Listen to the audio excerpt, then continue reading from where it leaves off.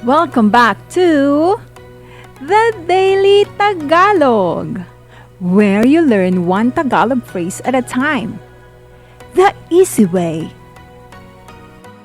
After saying salamat, you'll want to know how to respond. In Tagalog, the formal way to say you're welcome is Walang Anuman. Say, Walang Anuman. If you're speaking with friends or someone your age, you can simply say, Wala yun, which means it's nothing or no problem. Say, Wala yun. Here's how it sounds in a quick exchange. Salamat po. Walang anuman.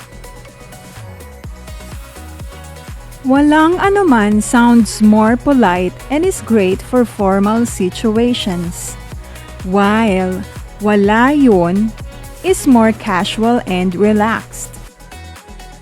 Now you're ready to reply when someone thanks you in Tagalog. Like this video, subscribe, and comment what you want to learn next.